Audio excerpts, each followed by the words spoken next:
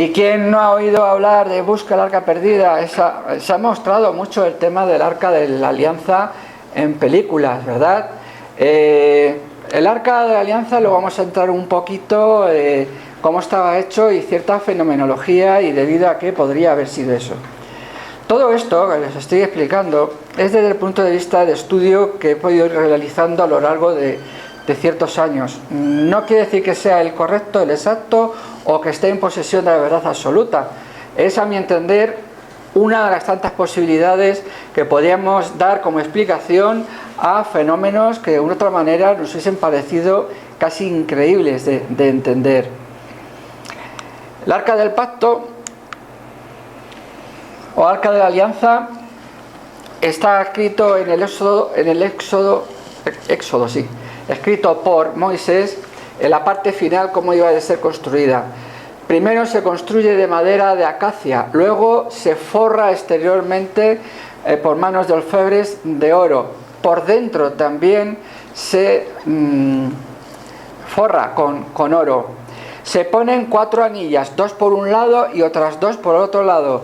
Ojo que aquí habría que meter barras, unas barras de acacia, de madera. Y bueno, vamos a decir que debería de ser aislante a los efectos eléctricos. Importante a tener en cuenta, aislante ante los efectos eléctricos. Y si hablamos de electricidad, hablemos a un israelita de entonces de lo que es un efecto eléctrico. Lo conocemos ahora mejor, ¿verdad? Vamos a ver algunas de las cosas que ocurrió con el arca.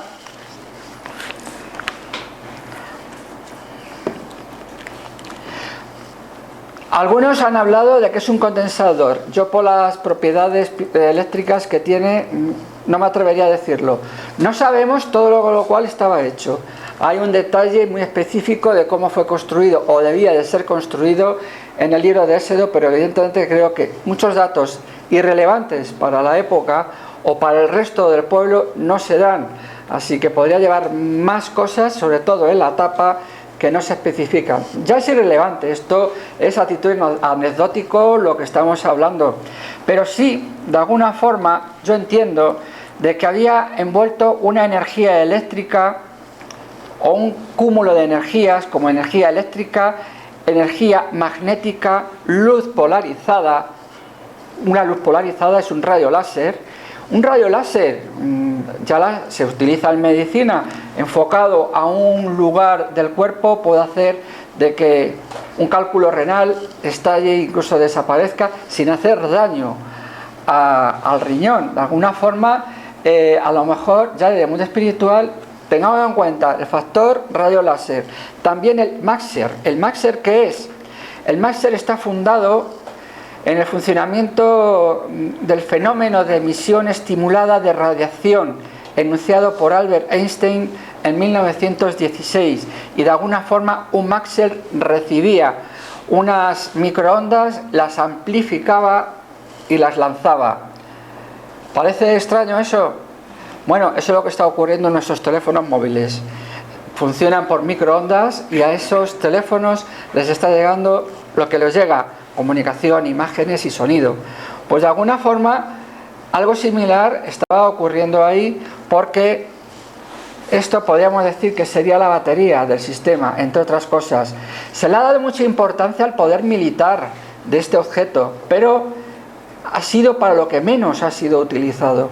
Y se mira la historia del antiguo Israel, ha sido más utilizado a lo largo del tiempo como objeto de comunicación o energético que quizás como un objeto militar. ¿Por qué objeto militar? Porque si estamos hablando de microondas, habéis visto alguna vez estas copas que algunas veces las someten a cierta vibración sonora hasta que la copa estalla.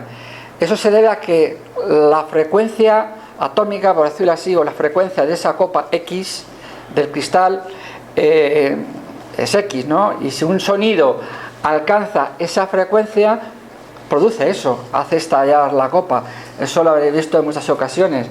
Un poco es lo que ocurre, o posiblemente haya ocurrido, cuando Israel lleva este arca a las puertas de Jericó, que se derriba la muralla.